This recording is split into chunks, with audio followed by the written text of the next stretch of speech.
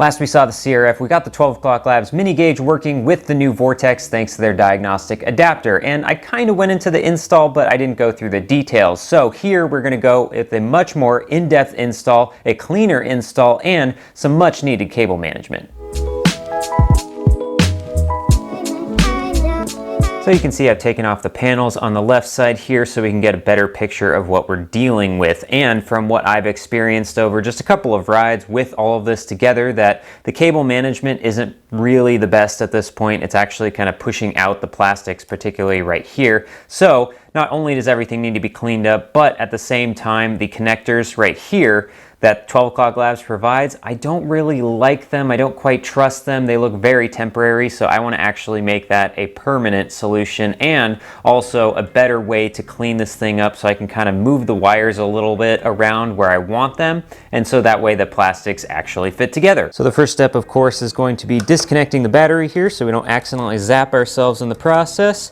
Then we're going to make our way over to the ECU connection at the Vortex and see what needs to be done there. So now we peeled back the onion, got rid of the electrical tape, and now we're at the connection to the ECU from the wiring harness. And as you can see right here, there are 3 wires that we had spliced in previously for the adapter. And these adapters are connected with these little T-junction thingies, and they look very temporary. I mean, they're very easy, but at the same time, they're not the most secure of connections and the most waterproof of connections. So what I want to do first is actually make these proper soldered connections that will do a couple of things. It will make it much more secure, it'll make it waterproof with the heat shrink and everything that I'm going to put over it, and it's also going to allow a little bit more room because I'm going to be using some spare wire so that this connection can actually be made further down, and that will help again with my cable management. But to do all of that, we first need to de-pin the 3 wires that we're working with right here, which is,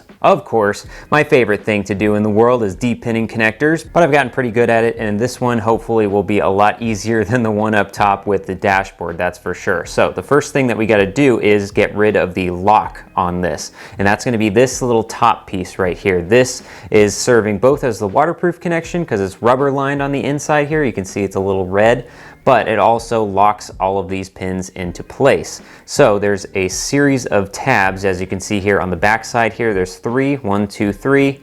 There's 1 on each side, and then there's 2 more on the back side here. So what I'm going to do is take a small screwdriver or pick to each of these little connectors and just kind of pull it away while applying pressure, and eventually we'll wiggle everything off so it pops off the top. Well, that was the easy part, and now comes the hard part, but I'm hoping it's not too hard this time. But what we want to do is actually de-pin, pull out the pins of the 3 wires that we're working with. And so in each of these little squares you can see are all the pin connections right there. And what we're going to do is get a very small pick, or in my case I actually find that a safety pin really works.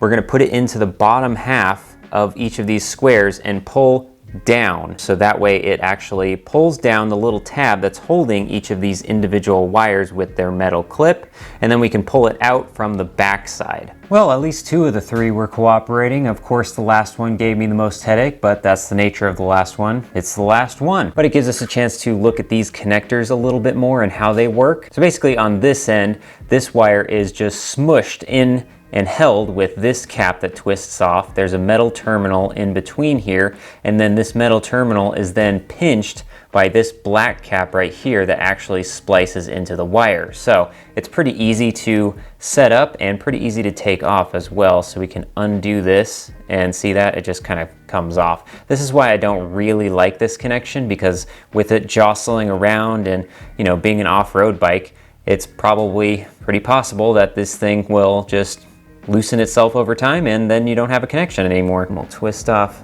this side right here. It's got this little spike of metal in the middle that held this thing in, and then take off the black cap. So now I have the wires pulled that I want to pull, and we can actually splice in the actual wire connection that we want to make. Now I'm going to do this first on the bench with an example because of course we're going to be having to do this for those 3 wires on the bike itself. It's a little hard to show. This is just a piece of spare wire, and what I'm going to do is make a Y connection with this.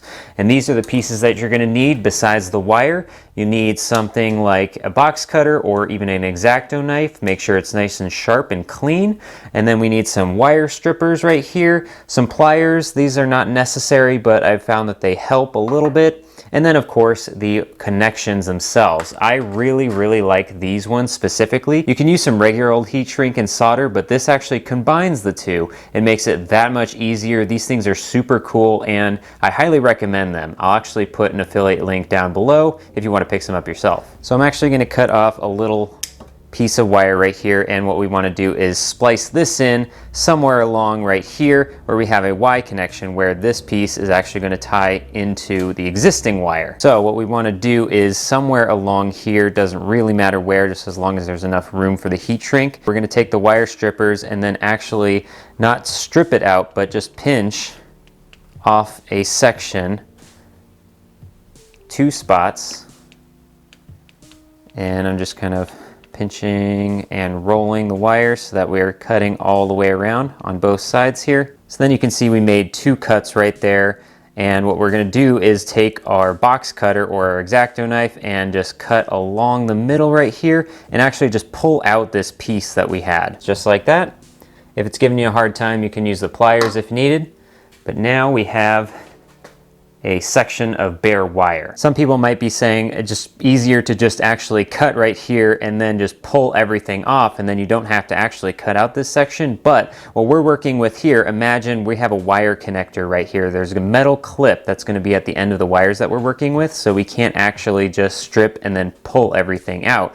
This needs to stay intact, so this is the way that we're going to have to do it on the bike. So now this will be pretty easy. We're just going to take the wire and just start to wrap around the existing bare section that we spliced out with a new piece, and it'll look like that. Then we're going to take one of these solder connections and actually feed it over. Make sure you put this on before you actually connect this one, of course, if you're doing it in such a way that you can't just slide it over. Then we're going to pinch these 2 sides together and push everything through just far enough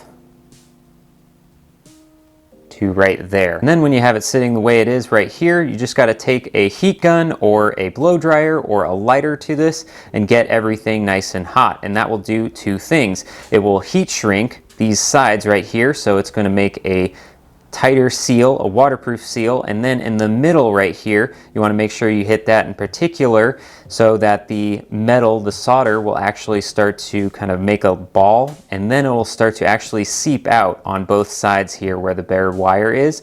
You'll see that it actually seeps out, and once that is all full of solder, then you know you have a solid waterproof connection. So once you have it all heated up, it's going to look something like this, with a very solid, strong connection. Pulling as hard as I can. There's no way I'm gonna get this thing to come apart, and especially right here too, that is not going anywhere. So that's what we're gonna do, ×3 on the bike. All right, so you can see we did our first one right here, and as you can see, that is a pretty dang strong connection, I think, more so than these 2 little guys right here.